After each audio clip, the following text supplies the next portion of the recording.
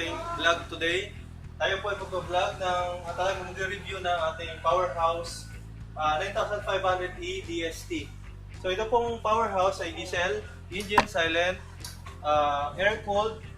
Ito po ay may code na PHW95E DST.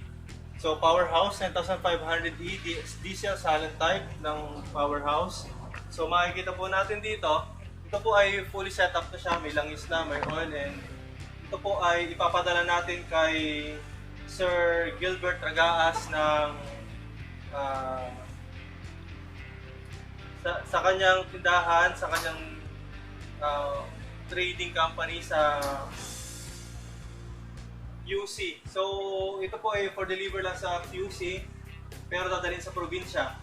So makikita po natin dito, almost the same lang po siya ng mga Powerhouse na enclosure type. Bali, ang difference lang po nito, ito pong 7500D, meron siyang manual start, which is missing dun sa mga 9500 kVA, 9500 watts ng Powerhouse. So almost the same pa rin po yung kanyang mga packaging. So makikita pa rin natin siya na naka-enclosure and maganda yung quality ng enclosure. Yung likod niya, wala siyang bukasan, hindi tulad ko sa 9500E. So yung 9,500, nung tag 9,500 watts, so makikita natin dito na wala siyang bukasan siya dito sa likod. So meron lang siyang airflow, air vents dito sa mga side na to. And then, ayun na siya. As is na, naka-silent type. And then, kung makikita naman natin sa loob, nandito na rin yung kanyang mga manuals, yung kanyang tools, dalawang plug, tapos yung mga toolset niya, libreng ito yung mga libre niya na fuse, tapos yung mga filter niya, yung manual, yung battery naka-setup na, then kailangan naka-run din siya. Ayan, so perfectly na siya. Itetest na po natin kung siya ay working. So how to start po tayo?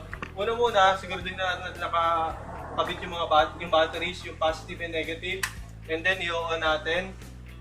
So dito pa lang may makikita na kaagad tayo na runtime, which is 003. So naka 3 minutes na siya more or less, kasi ito po ay pinre-run na namin kanina para smooth yung pagbuhay sa kanya. Then naka-on na siya, and then pipindutin lang natin yung start.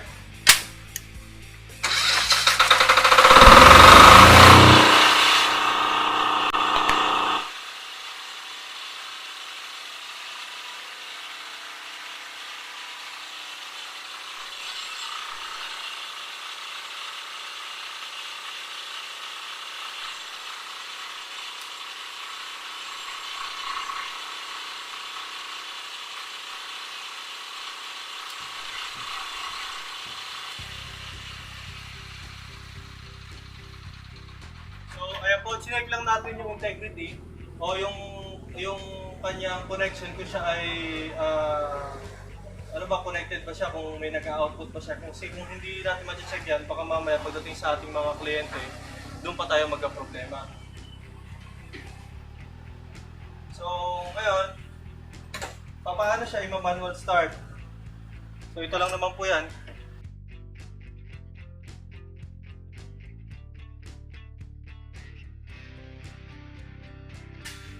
Okay po, maraming salamat po sa pagtangkilik sa Best Buy Mindoro, and mag-ingat po tayo palagi.